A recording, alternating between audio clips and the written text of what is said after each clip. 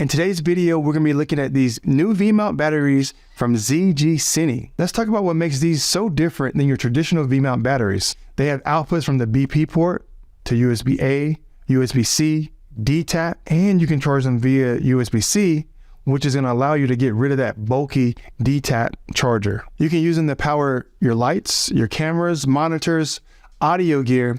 You can even use these batteries to power your phone or your MacBook Pro laptop. When I first received these batteries, the first thing I noticed is the size. They were really small and compact. And then I just really love this LCD display. You just press the power button on the side and it turns on this display so you can see the battery power level. Let's talk about price. The 50 watt hour battery comes in at $119. The 99 watt hour comes in at $169, or you can get it with the kit, which comes in at $189. If you get it with a kit, it's gonna come with a 99 watt hour battery, USB-C to USB-A cord, a USB-C to USB-C cord, and it's also going to come with a 65 watt charger. The 160 watt hour comes in at $219. So let's talk about charging. So you charge it via USB-C, and the 50 watt hour battery charges in 1.5 hours with the PD 65 watt charger. The 99 watt hour charges at 3.5 hours, and then the 160 watt hour charges anywhere from 3.5 to 4 hours with the 65 watt charger.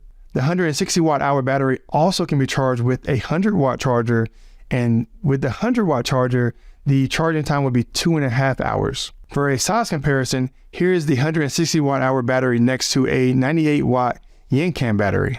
There are three sizes to these new V-mount batteries from ZGCINE. We have the 50 watt hour, the 99 watt hour, and the 160 watt hour. They have over current, over power, over voltage, over charge, short circuit, and temperature protection. I really fell in love with this 50 watt hour battery. It really shrinks down the size of my cinema rig. And it's the perfect size and weight when you want to mount a V-mount battery directly to your director's monitor. Now, if you want to do this, you will need a Sony NPF to V-mount adapter.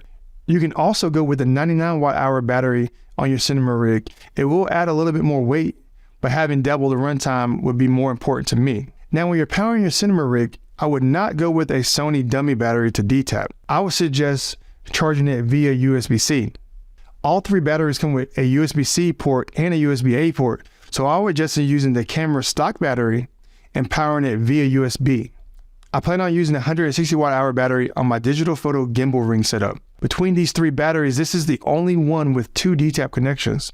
So if you need two D-tap ports, you will have to go with the 160 watt hour battery. One thing I forgot to mention, if you are traveling on a plane, you will want to go with the 50 watt hour battery or the 99 watt hour battery.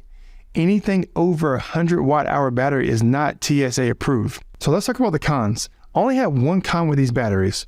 I noticed that when I mounted them on some V-mount accessories, it had a little bit of play where it seated the battery at. Get onto this, is nice and secure. So you may or may not have this problem. It just depends on what accessories you're mounting it to. It may have some play, it may not. If for some reason you mount it to your current accessory and it does have play in it, there is a fix. You're gonna wanna swap out this V-lock plate. There's 3 Phillips screws holding it in, so you just wanna take those out. So all the V-lock plates won't work on this. It does have to have this specific cutout like this in order for it to work. Now we're going to mount this back on the small rig plate, and let's see if we have a good connection. So as you see now, there's no more play in it. It's nice and tight.